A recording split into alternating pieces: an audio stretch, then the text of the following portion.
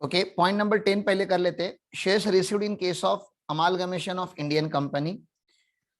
तो what happens in the amalgamation you already know my dear friends. अगर एक company amalgamated हो रही है विद दूसरी company, it's like A limited is getting amalgamated with B limited, तो A limited is going to shut down the business. उसका तो आप रियलाइजेशन अकाउंट ओपन करके सब कुछ क्लोज कर देते हो। So if you are a share holder of A limited and you had a shares of A, तो इसकी तो कोई वर्थ ही नहीं है, इसकी तो कोई वैल्यू नहीं है। तो व्हाट हैपेंस, ये mister shareholder B limited के पास जाएंगे, अपना शेयर्स दे देंगे और बी लिमिटेड उनको नया शेयर इश्यू करेगा बी लिमिटेड का। इसका अलग अलग रेशियो डिसाइड होता है। अगर ये 1:2 का रेशियो है तो 1:2 हेल्ड का मतलब होता है अगर इनके पास 2 ए के शेयर्स होंगे तो 1 बी का मिलेगा। तो ऐसा कुछ ना कुछ वो रेशियो डिसाइड होता है। सबसे पहले बताओ, ये एक्सचेंज हम लोगों ने एग्जम्प्ट करके रखा था 47 में, do you remember? Exchange of shares in the course of amalgamation, इसको हमने एग्जाम करके रखा था, नॉन टैक्सेबल करके रखा था। याद आ रहा है क्या आपको? आप लोग ना आधी चीजें तो ना रिवाइज नहीं करते। ओके, आयुष को याद आ रहा है, थैंक यू आयुष। ये देखो, पहले तो अमालगमेशन टैक्सेबल नहीं होता। दूसरा मैंने क्या बोला था, shares in amalgamating company exchange with shares of amalgamated Indian company. अगर ये एक्सचेंज हो रहा है तो this transaction shall not be regarded as a transfer according to section 47। तो 47 के हिसाब से ये क्या नहीं है, ट्रांसफर नहीं है। जब ट्रांसफर नहीं है तो एक्सचेंज के ऊपर टैक्स नहीं लगा होगा, भले वहां पे मार्केट प्राइस में डिफरेंस होगा। ठीक है, तो अभी आगे जाके क्या होने वाला है मुझे बोलो। अभी ए ने, इस पर्सन ने, पकड़ लो ये आरपी है, तो ये आरपी ने क्या किया था, ए में इन्वेस्ट किया था, जबकि उसके पास अभी बी का शेयर है। उसने जब ए में इन्वेस्ट किया था तो 100 रुपीज में इन्वेस्ट किया था, और बी के शेयर्स की वैल्यू अभी पकड़ लो 500 रुपीज की हो चुकी है। ओके, तो अभी हुआ क्या, जल्दी बोलो, हुआ क्या? फुल वैल्यू ऑफ कंसिडरेशन किसका होगा, बी का। ठीक है ना, वो 500 रुपीज में ये सेल कर रहा है, लेकिन बी तो इसको फ्री में मिला था। तो क्या ना, इसे कॉस्ट ऑफ एक्विजिशन इसका नील है? क्या ये राइट है कैलकुलेशन? और कैपिटल गेन 500 बोल दूं कि बी तो मुझको फ्री में मिला था, क्योंकि बी का तो कॉस्ट ऑफ एक्विजिशन नील है। बी तो एक्सचेंज में मिला था, अमालगमेशन में मिला था। Do you think it's a right calculation? मैंने ए लिमिटेड का शेयर 100 रुपीज पे लिया था, फिर ए लिमिटेड का बी लिमिटेड के साथ अमालगमेशन हुआ, अमालगमेशन में मुझे बी लिमिटेड का शेयर मिला जो मैंने मार्केट में बेच दिया 500 रुपीज में। ये राइट है क्या, मुझे बताओ? क्या ये नील है? क्या फोकट में मिला आपको चीज? नहीं, फ्री में कुछ नहीं मिलता है दुनिया में, याद रखो। ठीक है ना? तो सर एक रॉन्ग कैलकुलेशन है बी के एंगल से। तो उन्होंने क्या बोला होगा, सर एक काम करो, 500 रुपीज तो फुल वैल्यू ऑफ कंसिडरेशन ले ही लो, कॉस्ट ऑफ एक्विजिशन आप ए का ले लेना, क्योंकि आपके पास ए था तभी तो आपको बी मिला। ए बोलो यार, आपके पास ए था तभी बी मिला ना, तो ए का तो यहाँ पे 100 रुपीज माइनस करना है ना। आपके लिए तो सेम ही इन्वेस्टमेंट है, नाम ए हो या बी हो, तुमको क्या फर्क पड़ता है? तुम्हारे लिए it is the same investment. You invested for 100 rupees, you got 500 rupees, so for you capital gain is 400 rupees. Simple calculation ऐसे होता है। थोड़ा एडवांस कैलकुलेशन इंडेक्सेशन वगैरह लगाएंगे तो अलग हो जाएगा। अब मुझे बताओ, पीरियड ऑफ होल्डिंग कहां से काउंट करोगे? Period of holding only B से काउंट करोगे कि ए से काउंट करना चाहिए? तुम्हारे लिए सेम इन्वेस्टमेंट है, तो कहां से काउंट करोगे पीरियड ऑफ होल्डिंग? जब से आपने ए में इन्वेस्ट किया है कि जब से आपको बी मिला है? सर ए से करेंगे ना, ओरिजिनल इन्वेस्टमेंट तो मेरा ए में था, तो ए से काउंट करेंगे सर। ठीक है ना, पीरियड ऑफ होल्डिंग ए से काउंट होता है। तो आपका एसेट यूजुअली लॉन्ग टर्म होता है, लॉन्ग टर्म होता है तो आपको इंडेक्सेशन का बेनिफिट मिलता है। तो मैं क्या बोल रहा हूं यहाँ पे, यूजुअली आप जब शेयर परचेस करके शेयर सेल करते हो सेम कंपनी के, तो हम cost of acquisition current asset का लेते हैं, पीरियड ऑफ होल्डिंग भी करंट एसेट का लेते हैं, और इंडेक्सेशन भी करंट एसेट का लेते हैं अगर लॉन्ग टर्म होगा तो। लेकिन अगर ये अमालगमेशन होगा तो अमालगमेशन में हम कॉस्ट लेते हैं प्रीवियस एसेट का, इंडेक्सेशन पीरियड ऑफ होल्डिंग भी लेते हैं प्रीवियस एसेट का, लेकिन इंडेक्सेशन हम लेते हैं करंट एसेट से ही। इंडेक्सेशन आपको पता है यूजुअली हम करंट से ही लेते हैं, इंडेक्सेशन हम पीछे जाके नहीं लेते। हाँ, वो मंजुला जे शाह वाज एन एक्सेप्शन, लेकिन यूजुअली हम इंडेक्सेशन इसी दिन से लेते हैं। तो इसी के बेसिस पे एक क्वेश्चन है यहाँ पे, ये पढ़ लेते हैं क्वेश्चन, देखो क्या है। Mister Joseph has 1000 equity shares of x limited that he acquired as on 17th August 2007 through will of his father. Father की डेथ हो गई है, फादर का एसेट इनको मिल चुका है, फादर के हाथ में ये टैक्सेबल नहीं होगा। आप जब भी विल में, अगर विल या गिफ्ट में ऐसे ट्रांसफर होता है तो सबसे पहले तो आपको पता है आप cost of the previous owner लेते हो, ये तो क्लियर है ना। अभी पापा की जो कॉस्ट होगी वो बेटे को मिलेगी, राइट। यहाँ पे इसके पापा की डेथ हुई है, Yes. पापा की जो कॉस्ट होगी बेटे को मिलेगी, पीरियड ऑफ होल्डिंग भी वो मिलेगा, तो ऑर्डिनरी हो तो पहले से चलते आए हैं। His father has acquired shares in 2004 through gift from his father. अभी grandfather, father in law, grandfather से या फादर इन लॉ मतलब अपने ससुर जी से इसको गिफ्ट मिला था। तो फादर प्रीवियस ओनर है क्या? अरे फादर को भी फ्री में मिला था, father is it a previous owner? हम जब प्रीवियस ओनर बोलते हैं तो फादर ने इसको अक्वायर्ड नहीं किया था, उनको भी फ्री में मिला था। अरे जिसको फ्री में मिलता है वो थोड़ी ना क्या प्रीवियस ओनर है। मैंने आपको ग्रेट ग्रैंडफादर से लेके आगे का स्टोरी बताया था, याद आ रहा है क्या? ग्रेट ग्रैंडफादर ने घर लिया था, उनका घर ग्रैंडफादर को मिला, ग्रैंडफादर का घर फादर को मिला, फादर ने आपको गिफ्ट दिया। तो हमने आपके लिए प्रीवियस ओनर फादर नहीं लिया था, हमने आपके लिए प्रीवियस ओनर ग्रेट ग्रैंडफादर लिया था, person who has acquired the property. You remember this example? Yes. Yes. तो जो फादर इन लॉ थे ओरिजिनली मिस्टर जेड, जिन्होंने ये शेयर्स अक्वायर्ड किए थे ऑन 2008 फॉर 20 ईच, तो इनका कॉस्ट लेना पड़ेगा। लेकिन क्योंकि ये असेट अभी 2001 के पहले के, हम क्या लेते हैं अभी इसका इमीडिएटली 1/4/2001 के पहले का असेट लेगा, तो हमें क्या कंपेयर करना पड़ता है?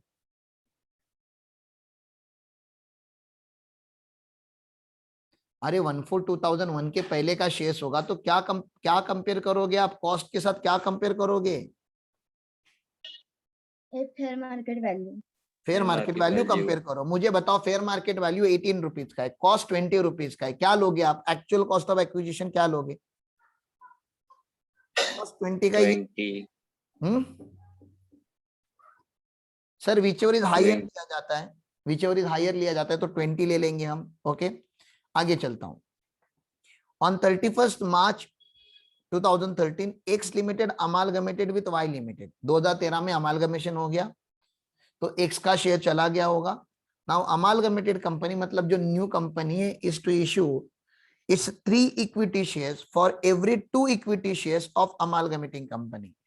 आपके पास 2 होंगे तो आपको 3 मिलेंगे, आपके पास 2 शेयर्स होंगे तो 3 मिलेंगे, 10 होंगे तो 15 मिलेंगे। तो आपके पास 1000 शेयर है तो आपको कितने शेयर्स मिलेंगे? 2:1 है, 1000 शेयर्स आपके पास ऑलरेडी है। 3:1 है, 3:2 हेल्ड है, 1 नहीं है, गलती से 1 आ जाता है। 3:2 हेल्ड है। कितने मिलेंगे जल्दी गेस करो यार। 3:2 हेल्ड को कैसे लिखा जाता है? Into 3 divide by 2। 1500 मिलेंगे। 1500 मिलेंगे। अगर कंफ्यूज होगा तो यहाँ पे फिर से चेक करने का, 2 होंगे तो 3 मिलते, तो ऑब्वियसली 1000 होंगे तो ज्यादा ही मिलेंगे, तो 1500 मिले, ठीक है ना। 1500 शेयर्स आपको मिले, खुश तो बहुत रहोगे तुम आज कि तुमको 1500 शेयर मिले।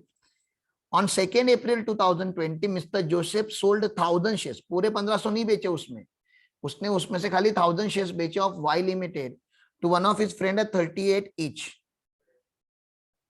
ठीक है ना। कंप्यूट द कैपिटल गेन, निकालते हैं कैपिटल गेन, उसमें क्या है। तो इन्होंने देखो पूरा पहले स्टोरी लिखा हुआ है। पहले तो मुझे बताओ अभी आप लोगों को कोई शेयर शॉर्ट टर्म लग रहे हैं कि लॉन्ग टर्म लग रहे हैं? अनलिस्टेड कंपनी है, 2 साल लगता है इसको लॉन्ग टर्म होने के लिए।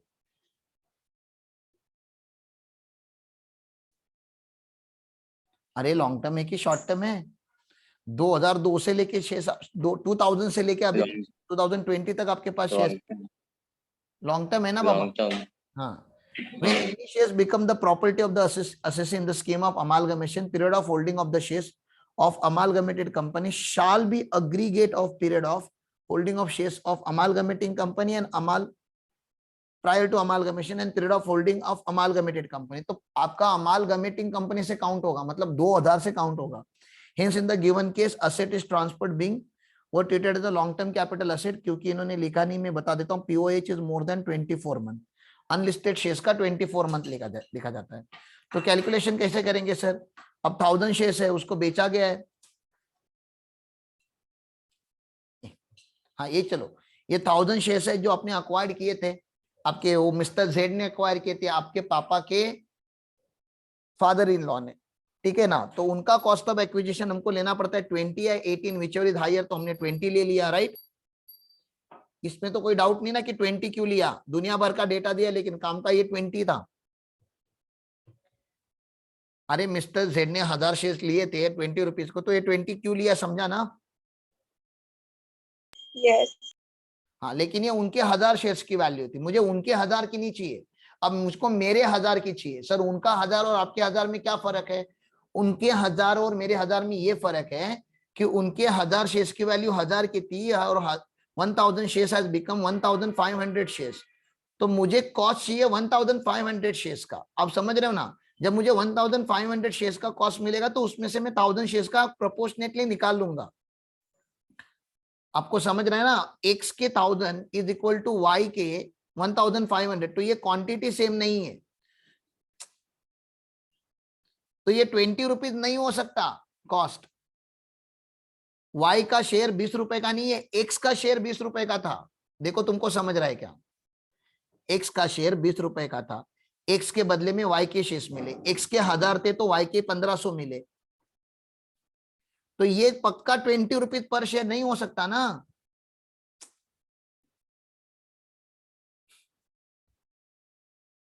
अरे जब क्वांटिटी चेंज हो जाती है तो कॉस्ट पर यूनिट चेंज होती है। कॉस्ट अकाउंटेंट्स इतना तो समझ रहे हो कि नहीं? Yes. हाँ, तो मुझे बताओ भैया कि आपका टोटल कॉस्ट कितना था। सर मेरे पास 1000 के शेयर्स थे, 1000 शेयर्स थे 20 रुपए के, तो मेरा टोटल कॉस्ट 20,000 हो गया।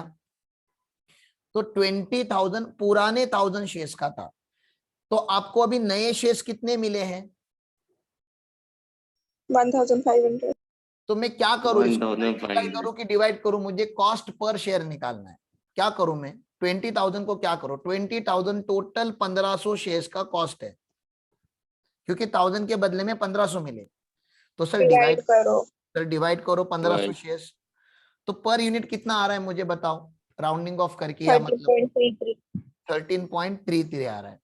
अब मुझे बताओ 13.33 अगर इसका कॉस्ट आ रहा है, ये बरोबर है कि नहीं हो तो पहले चेक करो।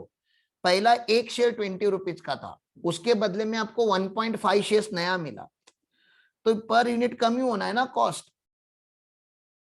यूनिट बढ़ा दोगे तो कॉस्ट कम हो जाता है। ये पहले लॉजिक क्लियर रखो अपने माइंड में, नहीं तो लोग ना समझ में नहीं आता उनको ये हो क्या रहा है। तो सर यहाँ पे 1500 से डिवाइड किया गया है, ठीक है ना, क्योंकि 1500 शेयर्स मिले थे, तो कॉस्ट पर यूनिट आया 13.33। तो ऐसे यहाँ पे कॉस्ट ले लिया, फिर उन्होंने लॉजिक लिया मिस्टर जेड का ही क्यों लिया आपने? Previous owner means the last owner who has actually acquired the asset for value. In the given case, Mr. Joseph acquired the shares through will of his father. Hence, literally, Joseph father is the previous owner. But since Joseph father has not purchased the shares, but the shares were acquired by way of gift from his father-in-law, hence for the purpose of this section, mister Z is the previous owner, तो ऐसा 49(1) भी उन्होंने इसमें मर्ज कर दिया। तो आप देख सकते हो कि क्वेश्चन में उन्होंने 2-3 कॉन्सेप्ट मर्ज किया, खाली अमालगमेशन नहीं रखा है, उन्होंने 2-3 कॉन्सेप्ट मर्ज किया, प्रीवियस ओनर, गिफ्ट, विल, फिर असेट परचेज बिफोर 1/4/2001। तो उसके वजह से क्वेश्चन जरा कॉम्प्लिकेटेड हो जाता है, उसमें भी 3:2। अरे प्रोफेशनल एग्जाम है ना, एकदम हल्के फुल्के क्वेश्चन नहीं आएंगे ना, कॉन्सेप्ट सिंपल है। ये देखो 1000 शेयर्स को सेल किया गया 38 रुपीज में। 1000 कौन से सर? वाई कंपनी के, वाई लिमिटेड के अपने शेयर्स किए, 38,000 आ गया, एक्सपेंस आ गया। वैसे तो वाई लिमिटेड आपको फ्री में मिला था, लेकिन अभी हम index cost of x limited minus करने देंगे आपको वाई लिमिटेड के पास, लेकिन ये 20 रुपीज से मल्टीप्लाई नहीं हो सकता, ये 13.33 से मल्टीप्लाई होगा, क्योंकि आपकी क्वांटिटी चेंज हो गई, ये तो कॉस्ट पर यूनिट चेंज होना चाहिए, ठीक है। तो ये 1000 शेयर्स का 1300 से मल्टीप्लाई किया, इंडेक्सेशन लगाया 301, डिवाइड बाय 200 किया, ये बहुत इंपॉर्टेंट है, डिवाइड बाय 200 किया, टाटा टाटा। 200 कौन से साल का है, इसको कब कौन से ईयर में मिला था ये शेयर्स?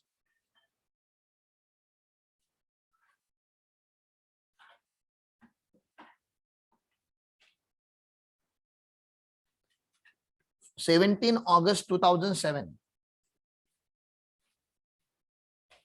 एक ये डेट है और अमालगमेशन हुआ है 2013 में। अमालगमेशन हुआ है 2013 में, 2013 31 मार्च 2013, तो ये 12-13 में आता है और ये 7-8 आता है। इन दोनों में कंफ्यूजन रहेगा अभी इस क्वेश्चन में कि कौन सा लेने का, ठीक है ना, क्योंकि जब आप सिंपल गिफ्ट वाला करते हो तो 7-8 वाला लेते हो, लेकिन यहाँ पे गलत है। आपको लेना पड़ेगा कि वाई लिमिटेड कौन से दिन बॉर्न हुआ है, उस दिन का आपको इंडेक्सेशन लेना पड़ता है। तो मैंने यहाँ पे लिख के भी लिखा है, हाईलाइट भी किया है बाबा, कि जिस दिन आपको करंट असेट मिलता है, जिस दिन आपको अमालगमेटेड कंपनी का शेयर मिलता है, उस दिन का आपको इंडेक्सेशन लेना पड़ेगा। और इंडेक्स टेबल में अगर आप जाके चेक करोगे, अगर इधर से अपना इंडेक्स टेबल, तो 12-13 का इंडेक्सेशन आपको 200 मिलेगा। ये 200 क्यों लिया, ये समझा क्या आपको? ये आपके मॉड्यूल ने यहाँ पे कोई भी एक्सप्लेनेशन नहीं दिया है कि ये 200 क्यों लिया गया है। बहुत सारे स्टूडेंट को नहीं समझता 200 क्यों लिया गया है। इस दिन वाई लिमिटेड ने शेयर्स इश्यू किए हैं।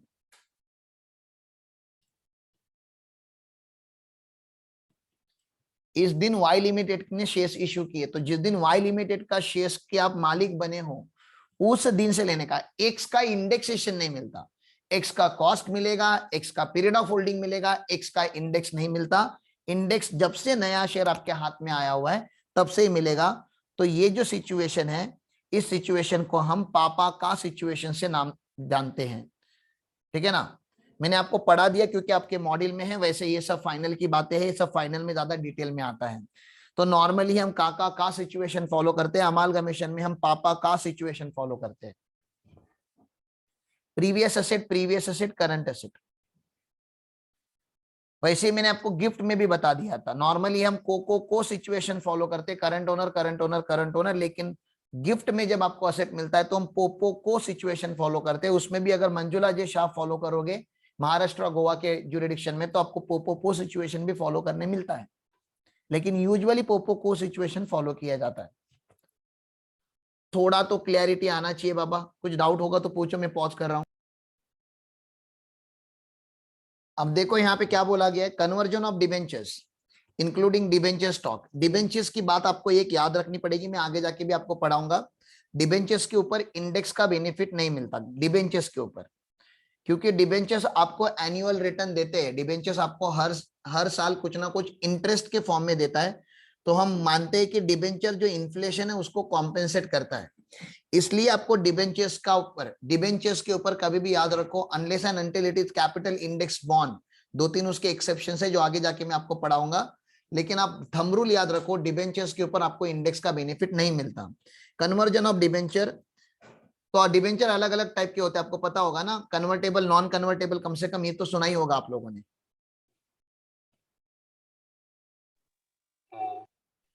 तो अगर मुझे बताओ ना, आपने डिबेंचर परचेस किए थे और आगे जाके उसको इक्विटी में कन्वर्ट किया, तो पहले तो मैंने आपको ये पढ़ा के रखा है कि कन्वर्जन टैक्सेबल नहीं होता। जो भूल गए रहोगे क्योंकि टाइम हो गया इसको पढ़ के, ये देखो, आपने डिबेंचर और बॉन्ड परचेस किया होगा और उसका कन्वर्जन किया इक्विटी शेयर में, तो आपको कुछ 1 रुपए का भी फायदा हुआ क्या? आज आपके पास एक डिबेंचर था, उसको आपने 5 इक्विटी शेयर्स में कन्वर्ट कर लाए, नहीं तो इस दिन तो कोई टैक्स होना ही नहीं है। क्यों नहीं होना है? क्योंकि sir transaction not regarded as transfer में लिखा हुआ है। लेकिन सर क्योंकि आपने डिबेंचर्स को सोल्ड किया, क्योंकि आपने क्या किया, डिबेंचर्स को अक्वायर किया था, अभी मार्केट में बेचोगे तो इक्विटी शेयर्स को बेचोगे, तो सेल होने वाला असेट अलग है, परचेस हुआ हुआ असेट अलग है, ओनर सेम ही है। आप यहाँ पे पो नहीं लगा सकते, प्रीवियस ओनर नहीं लगा सकते, आप ही प्रीवियस ओनर हो। खाली आप पहले डिबेंचर होल्डर थे, अभी आप इक्विटी शेयर होल्डर हो, तो अभी आप मार्केट में इक्विटी शेयर सेल करने वाले हो। तो आपको नहीं लग रहा इक्विटी शेयर का कॉस्ट नील लेना अनजस्टिफाइबल है? इक्विटी तो आपको फ्री में मिला, कन्वर्जन में मिला, तो इक्विटी के लिए कॉस्ट किस चीज का लेना चाहिए? आपको क्यों दिया कंपनी ने फ्री में इक्विटी? क्योंकि आपके पास क्या था? डिबेंचर। तो आपको नहीं लग रहा डिबेंचर का कॉस्ट इक्विटी का कॉस्ट बनना चाहिए to give justice to the assessee? तो डिबेंचर का कॉस्ट इक्विटी का बनता है। पीरियड ऑफ होल्डिंग कहां से लेंगे, डिबेंचर से लेंगे कि इक्विटी से लेंगे? अरे तुम्हारे लिए ये सेमी इन्वेस्टमेंट है ना, लॉजिकली सोचो यार, तुमने डिबेंचर परचेस किया था, डिबेंचर होल्ड करके 5 साल हो गए, इक्विटी अभी होल्ड करके 3 ही महीने हुए हैं, तो यार 5 साल से काउंट करेंगे ना तो लॉन्ग टर्म बन जाएगा। तो उन्होंने क्या बोला, कॉस्ट ऑफ न्यू असेट मतलब शेयर्स, शेयर्स का कॉस्ट क्या हो जाएगा, cost of old asset, convertible debenture shall be taken as a cost of new asset, ठीक है ना। पीरियड ऑफ होल्डिंग कहां से चालू होगा, फ्रॉम डिबेंचर्स। इंडेक्सेशन बेनिफिट लेकिन हमेशा करंट एसेट से चालू होता है। Benefit of indexation shall be available from the date of allotment of new asset, मतलब तुम समझते हो ये भी क्या है, पा का, बरोबर ना। जैसा अभी मैंने पढ़ा आपको अमालगमेशन पढ़ा, ये भी पापा का है, ठीक है ना। लेकिन अगर आप डिबेंचर खुद डायरेक्टली बेचते हैं मार्केट में तो डिबेंचर के ऊपर इंडेक्सेशन बेनिफिट नहीं मिलता, ऐसा नोट लिखा हुआ है, हमने आगे जाके उसको लिखा है। मेरे नोट्स में थोड़ा सा करेक्शन, आप यहाँ पे थोड़ा सा करेक्शन करो। कन्वर्टेड इक्विटी शेयर्स अगर आप बेचते हो तो कॉस्ट ऑफ डिबेंचर या कॉस्ट ऑफ प्रेफरेंस शेयर आपको कॉस्ट मिलता है। पीरियड ऑफ होल्डिंग दोनों लिया जाएगा, प्रीवियस एसेट करंट एसेट। और नॉर्मली तो हम करंट एसेट लेते हैं, सेम एसेट लेके सेम एसेट सेल करोगे तो, लेकिन कन्वर्टेड पे कॉस्ट प्रीवियस एसेट का लेंगे, पीरियड ऑफ होल्डिंग की प्रीवियस एसेट का लेंगे, ये जो है ये करंट एसेट का लेंगे। ये करेक्शन है, यहाँ पे करेक्शन कर दो प्लीज। सीए इंटर के मॉड्यूल में एक क्वेश्चन था जहां पे उन्होंने प्रीवियस एसेट लिया था, तभी मैंने यहाँ पे मेरा नोट्स अमेंड करके प्रीवियस एसेट रखा था। लेकिन फिर सीए इंटर ने वो मॉड्यूल, वो क्वेश्चन ही डिलीट किया है, मोस्टली वो क्वेश्चन रॉन्ग होगा इसलिए डिलीट किया है। और सीए में इंटर मॉड्यूल में क्लियरली लिखा हुआ है कि ये करंट एसेट का लेना है तो करंट एसेट लिखेंगे हम, ठीक है। बोलो ये पॉइंट हो गया।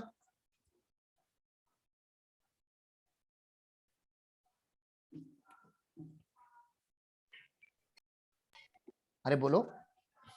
Yes. चलो अभी मुझको एक लास्ट वाला पॉइंट पढ़ाना है आपको, ये वाला। मैंने आपको गिफ्ट में क्या पढ़ा के रखा है मुझे बताओ, गिफ्ट में मैंने आपको क्या पढ़ा के रखा है, और अभी आपको दिखाया भी कि जब भी आपको गिफ्ट या कोई भी सेक्शन 49 के सिचुएशन में आपको जब असेट मिलता है तो आपको कॉस्ट प्रीवियस ओनर का लेना है, पीरियड ऑफ होल्डिंग भी प्रीवियस ओनर का लेना है, लेकिन इंडेक्सेशन करंट ओनर का लेना है। यही मैंने पढ़ा के रखा है, बरोबर।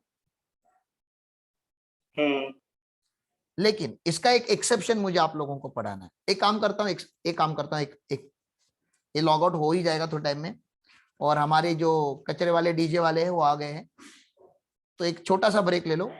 एक 9:20 के आसपास चालू करते हैं, 9:20, ठीक है, 9:20 के आसपास।